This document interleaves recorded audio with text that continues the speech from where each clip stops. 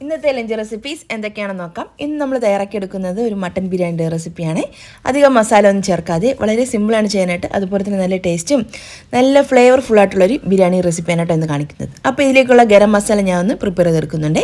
അപ്പോൾ ഒരു 1/4 കപ്പോളം മുഴുവൻ പെരിഞ്ചീരകവും, ഒരു അത്യാവശ്യം വലിപ്പമുള്ള ഒരു കഷ്ണം പട്ട, പിന്നെ ഒരു 10-12ഓളം ഏലക്കയും, പിന്നെ ഒരു 2-3 ടേബിൾ സ്പൂൺ കുരുമുളകും, പിന്നെ അതുപോലെ തന്നെ 1 ടേബിൾ സ്പൂൺ ഗ്രാമ്പും ഇത്രയും കൂടെ എടുത്തിട്ട് ഒന്ന് ഡ്രൈ റോസ്റ്റ് ചെയ്തിട്ട് ഒരു 2-3 മിനിറ്റ് മാത്രം നമുക്കിതൊന്ന് ചൂടാക്കി എടുത്താൽ മതി കേട്ടോ. അതിനുശേഷം മിക്സിയുടെ ഒരു ചെറിയ ജാറിലേക്ക് മാറ്റിയിട്ട് നല്ല ഫൈൻ പൗഡറായിട്ട് തന്നെ ഒന്ന് പൊടിച്ചെടുക്കാം. അപ്പോൾ നല്ല മണമുള്ള ഗരം മസാല അല്ലെങ്കിൽ ബിരിയാണി മസാല, നമുക്ക് ഗരം മസാലയായിട്ടും ബിരിയാണി മസാലയായിട്ടൊക്കെ നമുക്കിത് ഉപയോഗിക്കാം കേട്ടോ. അപ്പോൾ നല്ല ഫ്ലേവറാണ് കേട്ടോ ഈ ഒരു ബിരിയാണി മസാല. അപ്പോൾ ഒരു മസാല ഒന്ന് റെഡിയാക്കി ഒന്ന് മാറ്റി വെച്ചിട്ടുണ്ട്. ഇനി ഞാൻ ഒരു കടായി ഒന്ന് അടുപ്പത്ത് വെച്ച് കൊടുത്തിട്ടുണ്ട് കേട്ടോ. അതൊന്ന് ചൂടായി വന്നതിന് ശേഷം നമുക്കിതിലേക്ക് ആവശ്യം പോലെ വെളിച്ചെണ്ണ കേട്ടോ ഞാൻ ചേർത്ത് കൊടുക്കുന്നത്. ഒരു എണ്ണ ഒന്ന് ചൂടായി വരട്ടെ. പിന്നെ അതുപോലെ തന്നെ ഒരു മിക്സിയുടെ ജാറിലേക്ക് ഞാനൊരു 3 വെളുത്തുള്ളി ഫുള്ളായിട്ട് എടുത്തിട്ടുണ്ട്. അതുപോലെ തന്നെ ഒരു 7-8 പച്ചമുളകും, പിന്നെ ഒരു അത്യാവശ്യം വലിപ്പമുള്ള ഒരു കഷ്ണം ഇഞ്ചി ഇത്രയും കൂടെ ഒന്ന് നന്നായിട്ട് തൊലി കളഞ്ഞ് ക്ലീൻ ചെയ്ത് ഒന്ന് ചതച്ചൊന്ന് മാറ്റി വെച്ചിട്ടുണ്ട്. ഇനി ഒരു എണ്ണ നന്നായിട്ടൊന്ന് ചൂടായി വന്നിട്ടുണ്ട് കേട്ടോ. അതിലേക്ക് നമുക്ക് അരിഞ്ഞു വെച്ചിട്ടുള്ള സവാള ചേർത്തെടുക്കാം. ഒരു കൈപ്പിടി, പിന്നെ കുറച്ചും കൂടെ എടുക്കാം. അപ്പോൾ ഏകദേശം അത്യാവശ്യം വലിപ്പമുള്ള ഒരു സവാളയും പിന്നെ 1/2 പകുതി അത്രയും ഞാൻ ഒന്ന് ഫ്രൈ ചെയ്തെടുക്കുന്നുണ്ട്. നമ്മൾ ലാസ്റ്റത്തെ ഒരു ഗാർണിഷിങ്ങിന് വേണ്ടിയിട്ടും പിന്നെ അതുപോലെ തന്നെ ഒരു മസാലയ്ക്ക് നമ്മൾ കുറച്ച് ചേർക്കുന്നുണ്ട് കേട്ടോ. അതിന് വേണ്ടിയിട്ടാണ് അത്രയും സവാള ഒന്ന് ഫ്രൈ ചെയ്തെടുക്കുന്നത്. പിന്നെ ഒരു കുക്കറിലേക്ക് ഒരു 2 സവാള എടുക്കുന്നുണ്ട്. അത്യാവശ്യം വലിപ്പമുള്ള സവാള ആയതുകൊണ്ട് 2 എടുത്തത്. മീഡിയം സൈസൊക്കെ ആണെന്നുണ്ടെങ്കിൽ ഒരു 3 സവാള വരെയൊക്കെ ആകാം.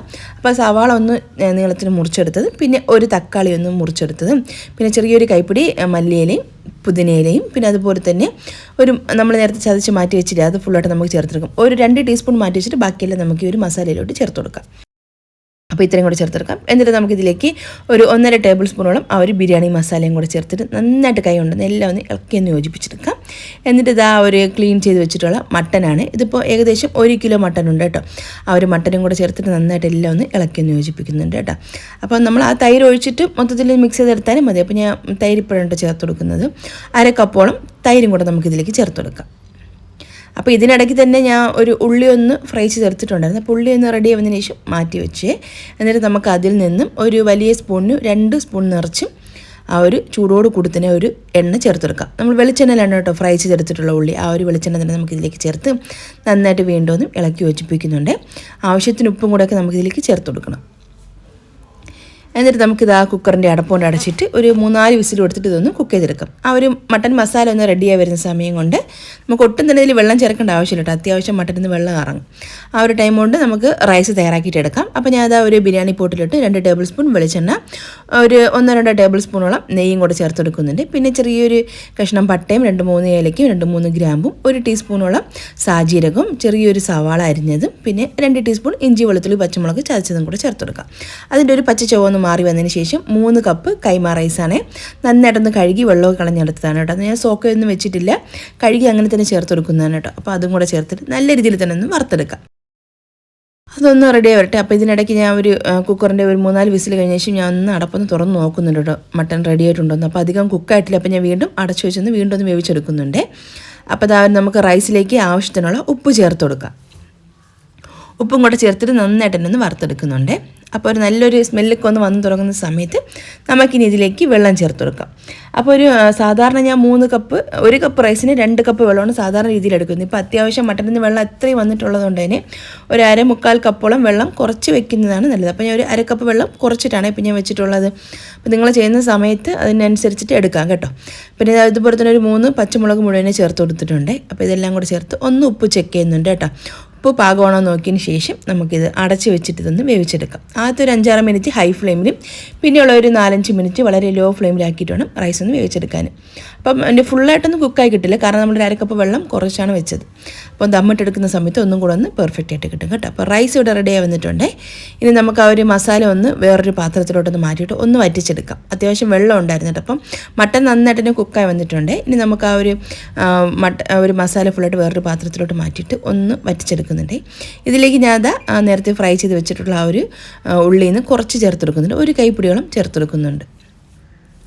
ഒരു മസാല ഒരു വെള്ളം ഒന്ന് വറ്റി വന്നതിന് ശേഷം അത് വേവിച്ച് മാറ്റി വെച്ചിട്ടുള്ള ഒരു റൈസിൻ്റെ മുകളിലേക്ക് നമുക്ക് വെച്ച് കൊടുക്കാം.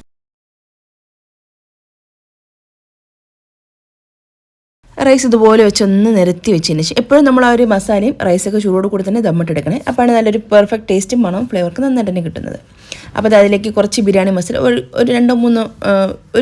ഒരു ടീസ്പൂണോളം മതിയാകും കേട്ടോ. അത്ര നമ്മൾ പുറത്ത് ഇങ്ങനെ ചെറുതായിട്ട് ഇങ്ങനെ സ്പ്രിങ്കിൾ ചെയ്ത് കൊടുക്കാം. എന്നിട്ട് നമുക്കതിലേക്ക് മല്ലിയിലയും പുതിനയിലയും രമ്പലയും പിന്നെ പൊരിച്ച് വെച്ചിട്ടുള്ള ഉള്ളിയും പിന്നെ കാഷ്യൂനട്ട് കിസ്മിസൊക്കെ ചേർത്തിട്ട് നമുക്ക് ഫോയിൽ പേപ്പർ കൊണ്ട് നന്നായിട്ടൊന്ന് കവർ ചെയ്ത് അടച്ചു വെച്ചിട്ടൊരു 15-20 മിനിറ്റോളം ഒന്ന് ലോ ഫ്ലെയിമിൽ ദമ്മിട്ടെടുക്കാം. അപ്പോൾ ആ ഒരു ബിരിയാണി ഒന്ന് റെഡി ആയി വരുന്ന സമയം കൊണ്ട് നമുക്കിതിലേക്കുള്ള ഒരു സ്പെഷ്യൽ ഒരു ഡേറ്റ്സ് ലെമൺ പിക്കിൾ തയ്യാറാക്കിയെടുക്കുക. ഇൻസ്റ്റൻറ്റ് അച്ചാറാണ് കേട്ടോ. അപ്പോൾ ഞാനത് ഒരു 3 ടേബിൾ സ്പൂൺ നല്ലെണ്ണ, 1 ടീസ്പൂൺ കടുക് ഒന്ന് പൊട്ടി വന്നതിന് ശേഷം 4-5 അല്ലി വെളുത്തുള്ളിയും 2-3 പച്ചമുളകും കൂടെ ഒന്ന് വട്ടത്തിൽ മുറിച്ചെടുത്താണ്. ആ ഒരു വെളുത്തുള്ളി ഞാൻ നീളത്തിലാണ് കേട്ടോ മുറിച്ചെടുത്തിട്ടുള്ളത്. അതൊന്ന് മൂത്ത് വന്നതിന് ശേഷം അതിലേക്ക് 3 നാരങ്ങയാണ് കേട്ടോ. നമ്മൾ സാധാരണ നമ്മൾ ജ്യൂസൊക്കെ ഉണ്ടാക്കി എടുക്കില്ല ആ ഒരു നാരങ്ങയാണ്. അതിന് ഈ ഒരു ഷേപ്പിലാണ് കേട്ടോ കട്ട്, വളരെ കുഞ്ഞു പീസായിട്ടൊന്ന് കട്ട് ചെയ്തെടുത്താണ് കേട്ടോ. അതിലേക്ക് 1-2 തണ്ട് കറിവേപ്പിലയും കൂടെ ചേർത്തിട്ട് നന്നായിട്ടൊന്ന് വഴറ്റിയെടുക്കാം. ഈ ഒരു കളറൊക്കെ മാറിയത് ഈ ഒരു പാകത്തിന്. ഇതിന് ശേഷം മാത്രം നമുക്കിതിലേക്ക് ഒരു 1/4 ടീസ്പൂൺ മഞ്ഞൾപ്പൊടി, പിന്നെ ഒരു 1/4 ടീസ്പൂൺ ഉലുവാപ്പൊടി, പിന്നെ 1 ടീസ്പൂൺ കാശ്മീരി ചില്ലി പൗഡറാണ് ഞാൻ ചേർത്ത് കൊടുത്തത്. മുളകിൻ്റെ എരിവിനനുസരിച്ചിട്ട് കൂട്ടുകയോ കുറയ്ക്കുകയൊക്കെ ചെയ്യാം.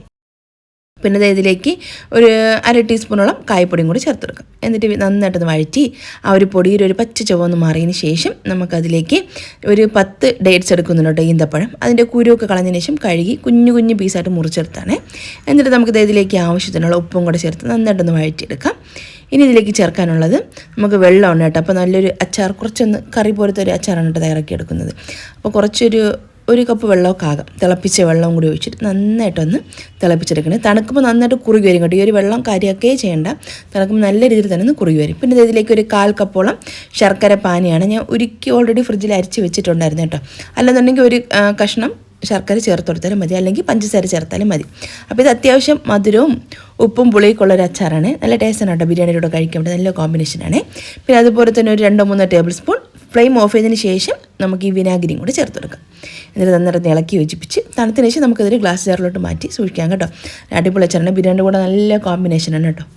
പിന്നെ ഇതാ നമ്മുടെ ബിരിയാണി ഇവിടെ സെറ്റ് ആയിട്ടുണ്ട്. അപ്പോൾ 20 മിനിറ്റ് കഴിഞ്ഞതിന് ശേഷം ഞാൻ ഫ്ലെയിം ഓഫ് ചെയ്ത് വീണ്ടും ഒരു 15-20 മിനിറ്റോളം ഒന്ന് അങ്ങനെ തന്നെ വെച്ചിട്ടുണ്ടായിരുന്നു. അതിന് ശേഷം കേട്ടോ അടപ്പൊന്ന് മാറ്റിയിട്ട് ഒന്ന് മിക്സ് ചെയ്തെടുക്കുന്നുണ്ട്.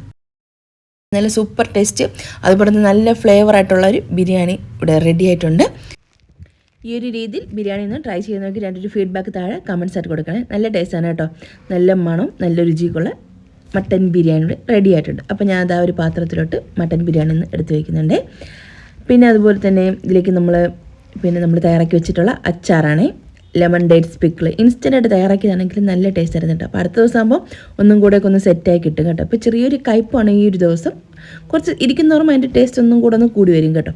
പിന്നെ അതുപോലെ തന്നെ ഒരു കഷ്ണം പൈനാപ്പിളും പിന്നെ ആപ്പിളും ഉള്ളിയും പിന്നെ തക്കാളിയൊക്കെ ചേർത്തിട്ട് തൈരും ഉപ്പൊക്കെ ചേർത്ത് തയ്യാറാക്കി എടുത്തിട്ടുള്ള സാലഡും പപ്പടം, പിന്നെ നമ്മൾ ഇട്ട് വെച്ചിട്ടുള്ള അച്ചാറുണ്ട്. അത് ഈ ഒരു കുപ്പി നിറച്ചും കിട്ടിയിട്ടുണ്ട്. നമ്മൾ 3 നാരങ്ങയും ഒരു 10 ഡേറ്റ്സും വെച്ച് തയ്യാറാക്കിയതാണ്. ഒരു കുപ്പി നിറച്ച് അച്ചാർ കിട്ടിയിട്ടുണ്ട്. അപ്പോൾ എന്തായാലും ട്രൈ ചെയ്തിട്ട് എല്ലാവരും ഒന്ന് ഫീഡ്ബാക്ക് പറയും. Thanks for watching.